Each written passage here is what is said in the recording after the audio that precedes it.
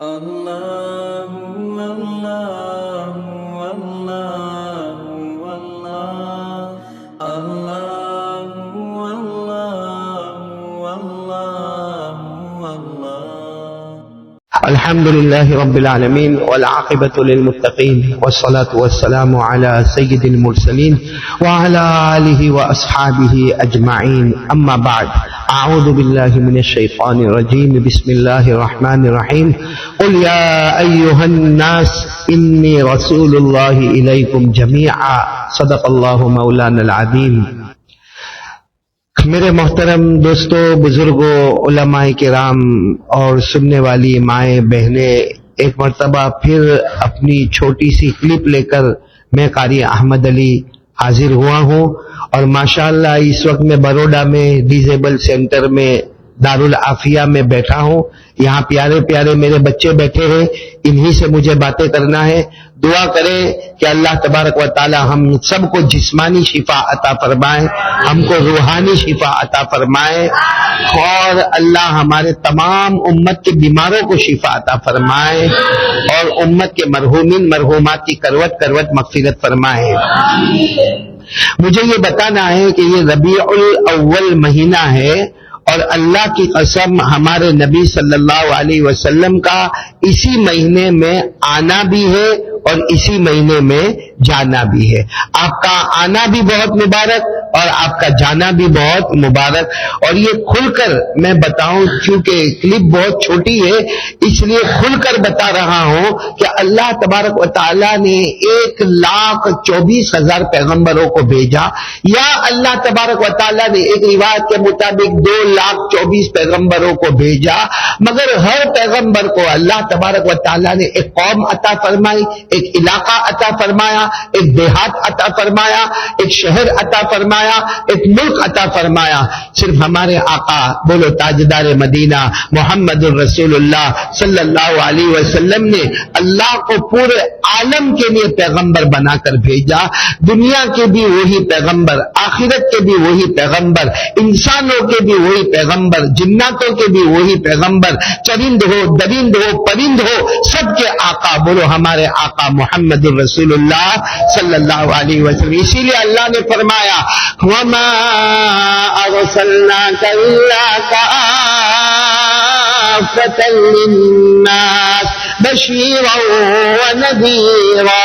اللہ تبارک و تعالیٰ فرماتے میرے پیغمبر میں نے آپ کو پوری دنیا کے لیے بھیجا، بشیر بنا کر بھی بھیجا اور نذیر بنا کر بھی بھیجا، خوشخبری دینے والا بنا کر بھیجا، ڈرانے والا بنا کر بھیجا. ایک جگہ اللہ نے فرمایا قُلْ يَا أَيُّهَا النَّاسُ إِنِّي رَسُولُ اللَّهِ إِلَيْكُمْ جَمِيعًا.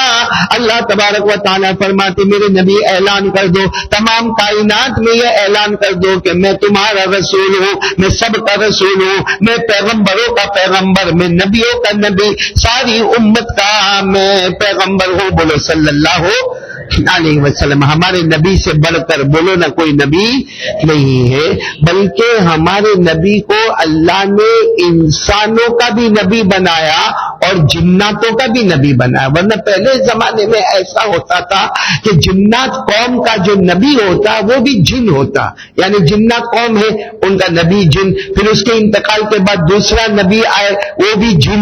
لیکن اللہ تبارک و تعالیٰ نے ہمارے نبی کو انسانوں کا بھی نبی بنایا، جناتوں کا بھی نبی بنایا، اور آخری نبی بنایا. ہمارے نبی کے بعد کوئی نبی کی ضرورت نہیں، اور ہمارے نبی کے بعد کوئی نبی آنے والا نہیں. بولو صلی اللہ علیہ وسلم. اللہ نے فرمایا ما کان محمد نبا احد من رجالکم ولکن رسول اللہ وخاتم النبیین. ہمارے نبی کے بعد بولو کوئی نبی آنے والا نہیں، ہمارے پیغمبر کے بعد کوئی پیغمبر آنے والا نہیں، ہمارے رسول کے بعد کوئی رسول آنے والا نہیں.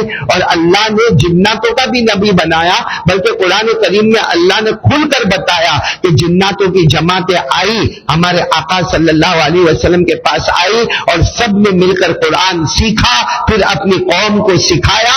26ویں پارے میں اللہ نے فرمایا وَإِذْ صَرَفْنَا إِلَيْكَ نَفَرًا مِنَ الْجِنِّ يَسْتَمِعُونَ الْقُرْآنَ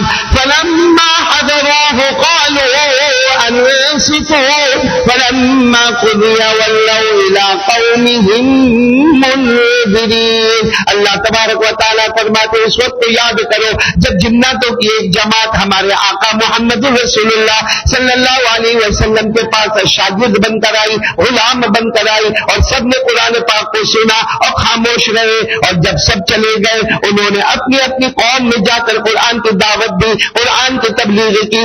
بلکہ اللہ تبارک و تعالیٰ نے فرمایا اوحی الی انہ استمع نفر من الجن فقالوا انا سمعنا قرآنا عجبا.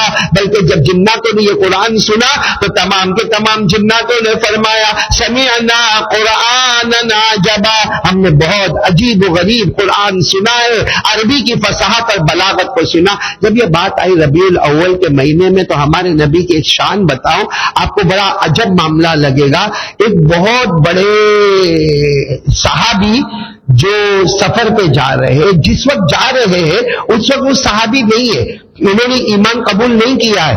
ان کا نام ہے حضرت رافع. بولو کیا نام؟ رافع رضی اللہ تعالیٰ عنہ. یہ جب واقعہ میں بیان کر رہا ہوں اس وقت انہوں نے ایمان قبول نہیں کیا. وہ تو اپنے سفر میں جا رہے اور اپنے اونٹ کے اوپر سوار ہو کے جا رہے.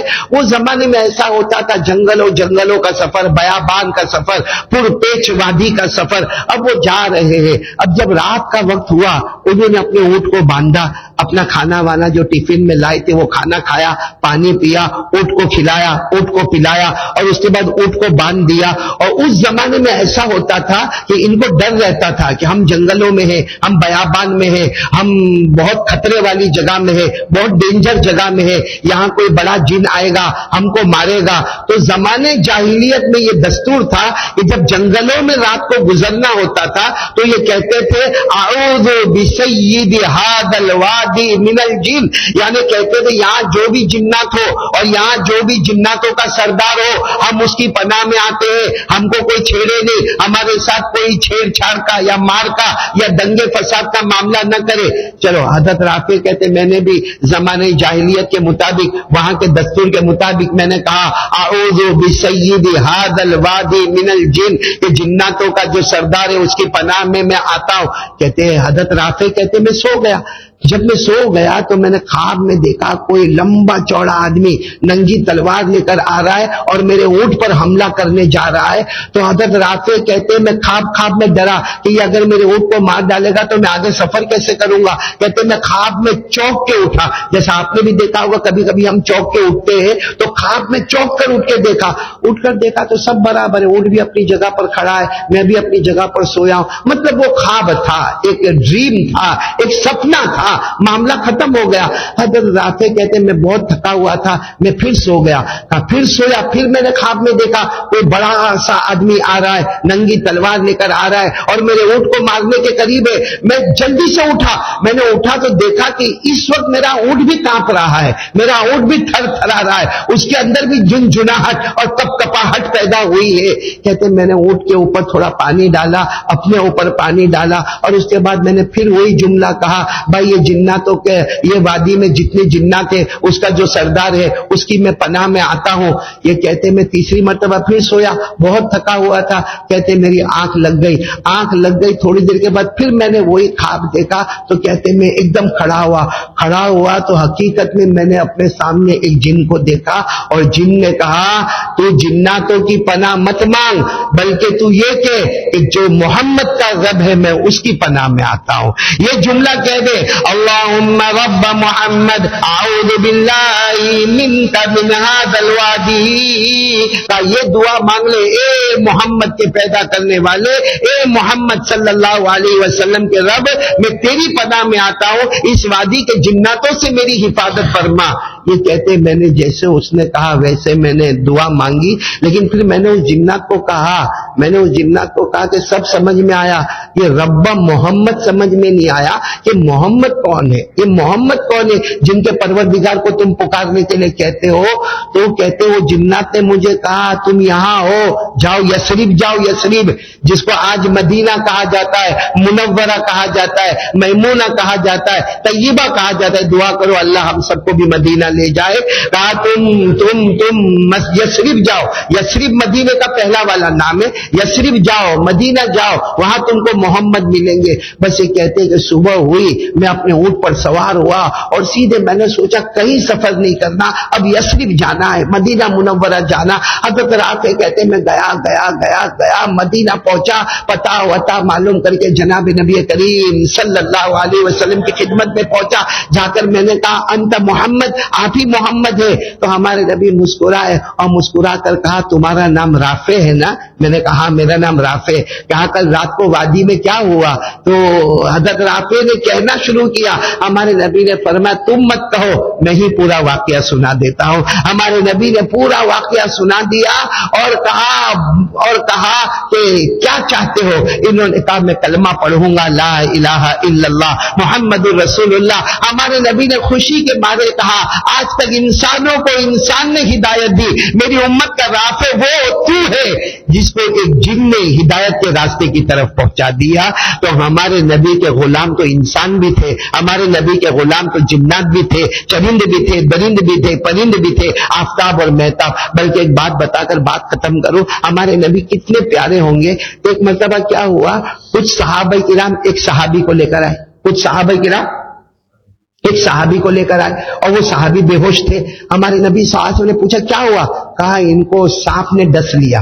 یہ جا رہے تھے، راستے میں جا رہے تھے، ان کا پاؤں کسی سانپ کے اوپر آیا. وہ زمانے میں ہوتے تھے سانپ وہاں بہت دکھتے تھے. کہا سانپ پر اس کا پاؤں آیا تو سانپ نے اس کو ایک پھونک ماری، ایک ڈنک مارا، جس کی وجہ سے زہر پوری باڈی میں گیا، وہاں سے دماغ میں گیا، وہاں سے آنکھ میں گیا اور یہ نابینا بھی ہو گئے. اب ان کو نظر بھی نہیں آتا ہے اور یہ بے ہوش بھی ہے، ان کو نظر بھی نہیں آتا ہے. اور ہم آپ کے پاس لے کر آئے. ہمارے نبی صلی اللہ علیہ وسلم نے اپنا ہاتھ مبارک رکھا. ہاتھ مبارک رکھنا تھا کہ وہ صحابی ہوش میں آ گئے. بولو سبحان اللہ. صرف ہاتھ مبارک. ہمارے نبی کا ہاتھ کتنا پیارا ہوگا جس کو اللہ نے فرمایا وما رمیت اذ رمیت ولکن اللہ رمی. 90 پارے میں اللہ فرماتے، یہ تو ایک اور واقعہ ہے، لیکن اللہ فرماتے میرے نبی آپ کا ہاتھ مبارک اتنا مبارک ہے کہ لوگوں کی نظر میں وہ ہاتھ آپ کا ہے، حقیقت میں وہ میری قدرت کا مظاہرہ ہے. یہ اللہ نے ہمارے آقا صلی اللہ علیہ وسلم کے ہاتھ مبارک کے بارے میں کہا. تو چلو وہ صحابی ہوش میں آ گئے، مگر سب نے کہا یہ ہوش میں تو آ گئے مگر ان کی آنکھ چلی گئی یا آنکھ سے نابینا ہو گئے، یہ بلائنڈ ہو گئے، ان کا کیا علاج؟ ہمارے نبی صلی اللہ علیہ وسلم نے اپنا تھوک مبارک اپنے ہاتھ مبارک میں لیا اور ان کی آنکھوں پر ملنا تھا کہ دونوں آنکھیں روشن ہو گئی اور دونوں آنکھوں میں اللہ نے بینائی لوٹا دی. میرے دوستو یہ ہمارے آقا محمد رسول اللہ صلی اللہ علیہ وسلم کا کمال مبارک ہے، اعجاز مبارک ہے. میں آپ تمام کو بہت بہت مبارکبادی دوں گا جو میرے یہ بچے یہاں پر ہے. ماشاءاللہ اللہ تبارک و تعالی آپ کو حافظ کامل بناوے، عالم باعمل بناوے، اللہ آپ کو دین کا دائی بناوے، اللہ آپ کو متقی اور پرہیزگار بناوے. الگ بات ہے اللہ نے اگر ہم سے آنکھ لے لی ہے، اللہ نے ہم کو ڈیف بنایا ہے، اللہ نے ہم کو ڈم بنایا ہے، ہم بول نہیں سکتے، ہم سن نہیں سکتے. لیکن آپ کو معلوم ہے ایک حدیث پاک میں لکھا ہے کہ ہر شہید اپنی قبر میں زندہ ہوتا ہے. بولو ہر شہید اپنی قبر میں زندہ ہوتا ہے. اس کو موت آتی ہے، اس کو کیڑے مکوڑے قبر میں کھاتے نہیں. اللہ نے فرمایا وَلَا تَقُولُوا لِمَن يُقْتَلُ فِي سَبِيلِ اللَّهِ أَمْوَاتٌ بَلْ أَحْيَاءٌ وَلَكِن لَّا تَشْعُرُونَ. لیکن میرے کو خوشی تب ہوئی معلوم ہے جب میں کتاب پڑھ رہا تھا، حضرت مولانا یوسف مطالعہ رحمت اللہ علیہ کی کتاب پڑھ رہا تھا جو شیخ الحدیث رہے اپنے زمانے میں. ان کی کتاب میں پڑھ رہا تھا. ابھی ماضی قریب میں ہی وہ اللہ کو پیارے ہو گئے، اللہ مرحوم کی کروٹ کروٹ مغفرت فرماوے. ان کی کتاب میں لکھا ہے کہ حدیث میں جہاں یہ ہے کہ شہید اپنی قبر میں زندہ ہوتا ہے، قرآن پاک کا حافظ بھی اپنی قبر میں زندہ ہوتا ہے. اور جو قرآن کا عالم و حافظ نہیں بنا لیکن قرآن کے بارے میں معلومات ہے، وہ قرآن اچھے طریقے سے پڑھ سکتا ہے، سمجھ سکتا ہے، سمجھا سکتا ہے، وہ بھی اپنی قبر میں زندہ. اور مولانا یوسف مطالعہ نے ایک واقعہ لکھا کہ ایک بہت بڑے حدیث کے امام گزرے جن کا نام تھا حضرت شمس الدین. بولو کیا نام تھا؟ انہوں نے یہ حدیث پڑھی کہ حافظ اپنی قبر میں زندہ ہوتا ہے، عالم اپنی قبر میں زندہ ہوتا ہے، اور جو قرآن پڑھتا پڑھاتا ہے وہ اپنی قبر میں زندہ ہوتا ہے۔ تو انہوں نے سوچا، یہ علامہ شمس الدین نے سوچا کہ میرے استاد علامہ علاؤ الدین، ان کو 50 سال ہو گئے انتقال کر کے، 50 سال ہو گئے ان کو انتقال کر کے، چلو میں رات کو اکیلے جاؤں ان کی قبر کو کھولوں، کیونکہ انہوں نے بہت سو کو حافظ بنایا اور عالم بنایا، خود بھی حافظ ہے، خود بھی قاری ہے، خود بھی عالم ہے، تو معلوم تو پڑے کہ وہ قبر میں زندہ ہے کہ مردہ ہے۔ ان کے استاد کا نام کیا؟ علامہ علاؤ الدین۔ تو یہ علامہ شمس الدین رات کو اکیلے میں گئے، 40-50 سال پرانی قبر کو کھولا، دیکھا کہ ان کے استاد ایسے بیٹھے ہیں جیسے ابھی اٹھ کر پھر سبق پڑھانا شروع کر دیں گے۔ قبر کو کھول، لیکن استاد ناراض ہوئے، کہا شمس الدین تم کو یقین نہیں آتا حدیث پر، تم نے قبر کو کھول کر دیکھا، چلو میری قبر کو بند کر دو اور آئندہ سے نبی صلی اللہ علیہ وسلم کی ہر بات پر یقین کرنا۔ تو ہمارے نبی کی شان سے بڑھ کر کوئی شان نہیں۔ میرے بچوں، یہ ربیع الاول مہینہ ہے، ارادہ کرو کہ ہم پیارے نبی کی محبت میں ڈوبیں گے انشاءاللہ، اور اللہ ہم کو مدینہ بھی لے جائیں گے انشاءاللہ، اللہ ہم کو مکہ مکرمہ بھی لے جائیں گے انشاءاللہ، اللہ ہم کو عمرہ بھی نصیب کرائیں گے انشاءاللہ، اور اللہ تبارک و تعالی عمرہ مبرورہ، سعی مشکور، ذنب مغفور عطا فرماوے، اور اللہ تبارک و تعالی ہم سب کو قرآن پاک کے علم سے اور پیارے نبی کی محبت سے مالا مال فرمائے۔ آمین یا رب العالمین، وآخر دعوانا ان الحمدللہ رب العالمین۔